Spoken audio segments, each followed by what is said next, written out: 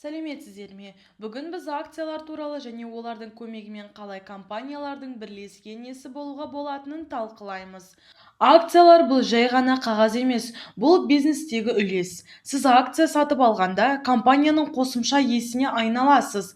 Қазақстанда акциялар арқылы банк секторына, телекоммуникация мен энергетика салаларына, тіпті Қазмұнайгаз секілді ірі ұлттық компанияларға инвестиция жасауға болады. Қазақстандағы қор биржалары. Қазақстанда акциялар екі негізгі алаңда саудаланады. Ең көне және дәстүрлі алаң, онда акциялармен қатар облигациялар мен валюта операцияларды жүргізіледі. Халықаралық стандарттармен құралған жаңа буын биржасы болып есептеледі.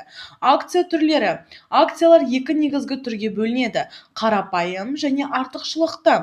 Қарапайым акциялар иесіне дауыс беру құқығын және дивиденд алуға мүмкіндік береді. Артықшылықты акциялар тұрақты дивиденд төлейді, бірақ дауыс беру құқығы жоқ. Қазақстан нарығында көбінесе қарапайым акциялар қолданылады, дегенмен банктер секілді кей компанияларда артықшылықты түрлері де бар. Қазмұнайгаз мысалы. Мысал ретінде Қазмұнайгаздың IPO-на назар аударайық. 2022 жылы акция бағасы 8406 теңге болды. Бір жыл өткен соң, яғни 2023 жылы бағасы 12 000 теңгеге дейін өсті. Дивидендтер бір акцияға шамамен 700 теңге. Бұл IPO Қазақстан тарихындағы ең ауқымдысы болды. Ондаған мың азамат акция иесі атанды. Бір жылдың ішінде олар акция бағасының өсуінен де, дивидендтерден де табыс тапты. Келесі мысал Қазатомпром. 2018 жылы IPO кезінде бір акцияның бағасы 1500 теңге болса, 2021 жылы ол 13 000 теңгеге дейін өсті. 2025 жылы шамамен 14 500 теңгеге дейін, ал дивидендтер жыл сайын шамамен 150 теңге. Осылайша 7 жылда шамамен 10 есе өсу байқалды. Тағы бір мысал Халық банк. 2016 жылы акция бағасы 90 теңге болса, қазір шамамен 180 теңге. Банк тұрақты дивиденд төлейді және нарықта өзін сенімді ұстап келеді. Бұл портфельдің қорғаныш құралының жақсы үлгісі болып есептеледі.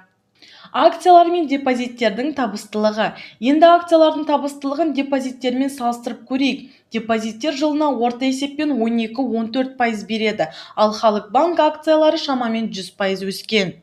Қазатомпром акциялары 700%-дан астам. Тіпті Қазмұнайгаз да 2 жыл ішінде бағасының 40%-ға дейін өсуін көрсетті.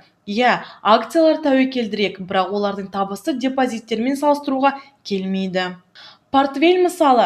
Қазақстандық акциялардан құралған шартты портфель индексінің құрылымына сәйкес жасалады. Мұндай портфельге елдің ірі компаниялары Қазатомпром, Халық банк, Қазмұнайгаз және Каспий кіруі мүмкін.